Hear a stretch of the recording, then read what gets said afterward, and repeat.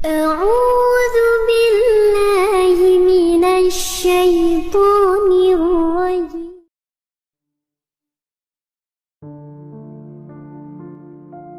Maaf, kebanyakan perbuatan buruk terjadi bukan sekedar ada peluang melakukannya, tapi persoalan yang paling penting adalah didasarkan pada cara berpikir yang tidak tepat. Ketika cara berpikirnya salah, maka muncul tindakan yang keliru dalam kehidupan. Orang-orang yang korupsi berpikir dengan korupsi itu bisa mendatangkan harta lebih banyak. Karena berpikirnya keliru. Karena dengan cara yang baik pun rizki akan datang. Jadi kalau Anda bisa meraih rizki dengan cara yang baik, kenapa Anda memilih yang haram? Karena rizki itu sudah diatur, nggak akan tertukar. Putri ada yang tertukar, putri yang tertukar sampai jadi sinetron. Menteri ada yang ditukar, tapi rizki nggak akan tertukar. Rizki Anda mustahil tertukar dengan orang lain, mustahil itu. Rizki kita itu sudah diatur. Yang belum teratur adalah surga kita semua. Jadi kalau Anda mencari rizki dengan cara yang halal, dia akan datang dan jumlahnya tidak akan berkurang. Demi Allah saya katakan, rizki tidak akan berkurang. Sifatnya diberikan sesuai dengan pas kebutuhan kita, sesuai dengan maslahat kehidupan kita. Misal, si fulan rizkinya 1 miliar, yang satu 1 triliun. Lihat sini, baik yang ini ataupun yang ini, ketika Allah berikan, itu bukan ingin menunjukkan si fulan sedikit, yang lain banyak, bukan. Tapi untuk menjelaskan kepada hambanya, walladzi qaddara fahada. Allah yang telah menetapkan semua ukuran kehidupan, yang dengan itu memberi petunjuk kepada hambanya, itu yang paling maslahat yang bisa ia gunakan. Yang ini diberikan 1 miliar, karena dengan satu bekal 1 miliar ini, itulah peluang dia lebih dekat kepada Allah subhanahu wa ta'ala. Karena dia diberikan kelebihan yang lain untuk mendekat kepada Allah, lebih dibandingkan dengan harta benda. Ada yang diberikan tenaga, memang cuma 1 miliar, sebulan didapatkannya 1 juta, kadang 500 ribu, kadang-kadang meningkat 10 juta. Dia merasakan dari sisi yang tidak terduga. Tapi tenaganya banyak untuk bangun tahajud. Dia bisa mengalahkan nonton bola. Dia bisa mengalahkan hal-hal yang lain. Dia hindari begadang, dipakai tahajud. Orang datang ke masjid saat adzan, ternyata yang adzan dia. Yang ini beda. Tenaganya belum terarah untuk bisa memaksimalkan tahajud. Puasanya belum konsisten. Adzan belum mampu dilakukan, maka Allah berikan peluang untuk menyusul amalan yang lainnya dengan pendekatan harta benda. Diberikanlah kemudian kelebihan dibandingkan dengan yang ini dari sisi harta materinya. Apa motivasinya? Bukan untuk menegaskan status sebagai orang kaya. Kalla. Bukan itu maksudnya. Kalau cuma kaya, Allah sudah tunjukkan di masa lalu ada yang lebih kaya, namanya Qorun. Qorun, saking kayanya sampai sekarang melewati masanya, itu masih diburu peninggalan hartanya. Akhi mau kemana? Samudra Hindia. Ngapain? Cari harta Qorun. Yang dicari harta karun. Dan belum pernah ditemukan ada orang mencari harta selain Qorun, tidak ditemukan. Tapi Qorun salah jalan. Dia gunakan hartanya hanya untuk sekadar berbangga, dan diabadikan kisah itu dalam Al-Quran bukan untuk menjadi kisah yang kemudian banyak dikenang dan disampaikan atau bahkan didongengkan.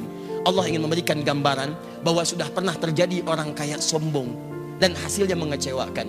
Quran surah ke-28 ayat 76 sampai dengan 77-nya. Inna Qaruna kana min qaumi Musa fabagha alaihim. Qarun itu hidup di zamannya Musa. Maka dia sombong dengan anugerah Allah. Bagha ala itu sombong dengan harta. Kalau togha itu sombong dengan kedudukan. Makanya ketika Fir'aun sombong disebut togha. Idhab ila Fir'auna innahu togha, bukan bagha. Tapi Qarun disebut bagha. Inna Qaruna kana min qaumi Musa fabagha alaihim. Dalam bahasa Arab, kalau orang disematkan kalimat bagha pada dirinya, itu artinya sombong dalam hal status terkait dengan harta benda, hartawan. Kalau tagha, itu sombong dengan kedudukan. Uniknya, dua-duanya hidup di masa yang sama. Penguasa zalim berpartner dengan pengusaha gelap. Jadi, dan hikmahnya selalu begitu. Awas, tapi yang paling menarik, dia sombong. Apa yang disombongkan? Wa inna mafatihahu latanu bil usbah. Sungguh kunci-kunci brankasnya saja. Brankas dia punya gudang. Antum sekarang brankas paling segini, brankas dia gudang. Kuncinya saja itu dipikul oleh bodyguardnya, betapa sulit dan beratnya. Jadi kalau dia jalan kemana-mana, yang dibawa itu cuma kunci brankasnya. Di belakang ada bodyguard. ngangkat. Dan dia tunjukkan pada orang, ini saya nih. Ini kunci berangkas saya. Masya Allah. Mau nyuri, nyuri aja. Ini aja ngambil kuncinya berat. Korun. Jalan seperti itu. Saya tanya pada Anda ya, kalau Anda punya berangkas satu, kuncinya akan Anda publikasikan atau Anda sembunyikan? Saya belum pernah temukan ada orang beli berangkas satu, kemudian dia kuncinya dipublish. Ceklik, kunci berangkas saya. Cari masalah. Cari masalah. Jadi kalau Anda belum pernah sekaya Korun, gak usah ikutan sombong. Tidak usah ikutan sombong. Anda telat. Telat, terlambat, kesiangan, kepagian, kemalaman. Dan keterlaluan. Karena apa yang Anda sombongkan lebih kecil dibandingkan apa yang dimiliki Korun yang Allah titipkan kepadanya.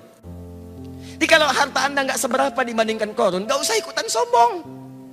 Anda ketinggalan. Kalau ada orang kaya lewat ITB sombong, berdiri di depan Anda, sampaikan, maaf Pak, Bapak telat. Selesai. Udah. Dihancurkan oleh Allah, fakhassafna, kami tenggelamkan semuanya dengan harta-hartanya. Tapi kemudian turun kaidah, wabtaghi fima atakallahu daral akhirah wa la tansa nasibaka minad dunya. Saya titipkan harta ini terlihat seperti lebih, tapi sesungguhnya kata Allah, harta ini saya titipkan untuk mencari kemuliaan akhirat yang tidak bisa kamu kejar dengan potensi yang lainnya. Jadi Anda pulang ke rumah, coba lihat titipan mana yang Allah titipkan kepada kita secara dominan. Ada yang kedudukan, pakai kedudukan itu untuk beramal. Sebelum itu ditukar. Karena kaidah kedudukan tidak abadi. Buka Quran surah ketiga, Ali Imran. Dari ayat 26 sampai 27-nya. Qulillahumma malikal mulki tu'til mulka man tasha wa tanzi'u mulka mimman tasha. Anda yang sekarang misalnya jadi direktor, ada yang misalnya bupati, wali kota, macam-macam. Sepanjang melekat kedudukan itu titipan. Supaya Anda bisa beramal dengan kedudukan itu. Sebab itu peluang, kalau sudah nggak ada lagi, peluang itu terhapus dari diri Anda. Mumpung Anda misalnya direktor nih, misal buat sebuah misalnya ketetapan, tanda tangan bagi mahasiswa, para dosen. Ya, ketika masuk waktu sholat diutamakan bagi siswa yang muslim, dosennya misalnya, ayo maksimalkan sholat berjamaah di masjid. Anda tuliskan, bubuhkan tanda tangan. Begitu ada orang-orang yang ke masjid karena melihat surat dengan tanda tangan Anda, setiap orang yang ke masjid Anda mendapatkan bagian pahalanya. Dan saya katakan kepada Anda, orang ke masjid itu bukan cuma sholat. Datang, dia berdoa, sholat 2 rakaat ada pahalanya, duduk i'tikaf ada pahalanya, baca Al-Quran setiap hurufnya ada pahalanya. Dan ketika dia berangkat karena tanda tangan Anda, karena informasi dari Anda, maka berapa pahala yang Anda dapatkan dalam kehidupan di muka bumi. Jabatan selesai, begitu selesai Anda pensiun, selesai. Tapi ada yang abadi yang ketika Anda bawa ke hadapan Allah, itu yang Anda banggakan di hadapan Allah Subhanahu wa ta'ala. Maka teman-teman sekalian, kembali ke sini, segala yang Allah titipkan hakikatnya untuk mendekatkan diri kita dengan Allah Subhanahu wa ta'ala. Dalam konteks ini kita diminta oleh Al-Quran untuk saling membantu dalam kebaikan dan menghindarkan sifat iri hati yang membuat kita sulit untuk menjalin ukhuwah terbaik dengan sesama kita. Wala taj'al fi qulubina ghillan lil ladzina amanu. Nah, di antara cara untuk merekatkan ukhuwah satu dengan yang lainnya, maka Allah Subhanahu wa ta'ala menurunkan ayat-ayat, Nabi menyampaikan keterangan-keterangan hadis yang saking pentingnya ayat dan hadis ini, para ulama memberikan porsi pembahasan tersendiri. Namun sayangnya ada ungkapan-ungkapan kekinian yang bahkan menggugurkan semua petunjuk ayat dan hadis itu, sehingga banyak orang salah dalam cara berpikir dan mengambil kesimpulan.